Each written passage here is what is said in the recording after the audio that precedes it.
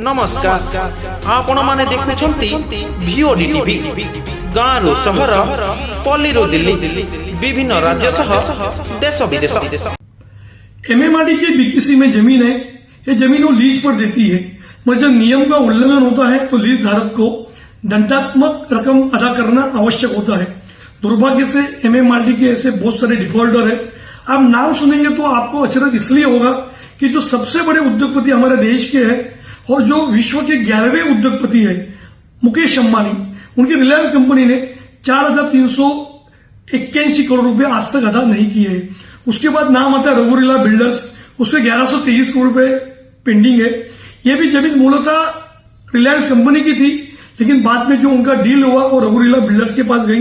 बाद में आईएनएस नाम की संस्था है, उसके 181 करोड़ रुपीज बकाया है।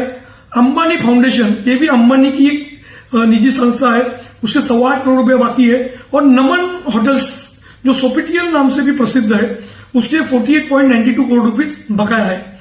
सबसे बड़ी बात है कि जब इस तरह की लीज लेने के वक्त ये लोग सभी नियमों की पूर्ति करने का दावा करते हैं, मगर 4 साल के भीतर जब आप निर्माण पूरा नहीं करते हैं तो एमएमआरडी उन पर जुर्माना लगाती है।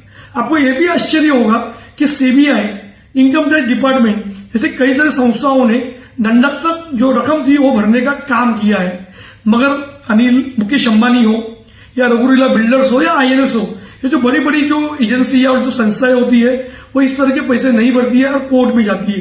जैसे रघुरीला के मामले में एमएमआरडी को मुंबई हाईकोर्ट और सुप्रीम कोर्ट में हार का सामना करना पड़ा। इसके बावजूद भी जो 450 करोड़ रुपए है जो उन्होंने एडिशनल जो बिल्टअप एरिया लिया है वो तो उन्हें अदा करने पड़ेंगे।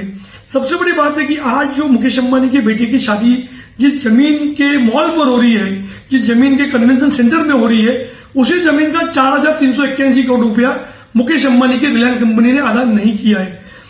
शादी उनका निजी मामला है, पर एक जगह आप करोड़ों और अरबों रुपया शादी पर खर्च करते हैं, पर जो सरकार को जो बकाया है, जो हमारी एमएमआरडी का जो बकाया है, वो क्यों नहीं अदा करते। इसमें एमएमआरडी की चूक इसलिए है क्योंकि एमएमआरडी के पास बहुत सारे अधिकार है। चाहे तो उसकी ओसी को रद्द कर सकते हैं, और एक बार आपने ओसी को रद्द किया तो आप उस संस्थान का इस्तेमाल नहीं कर सकते। जैसे नमन सोफिटियल होटल को पार्ट ओसी देने का काम एमएमआरडी ने किया है, जबकि उस पर 48 करोड़ रुपीज का बकाया था।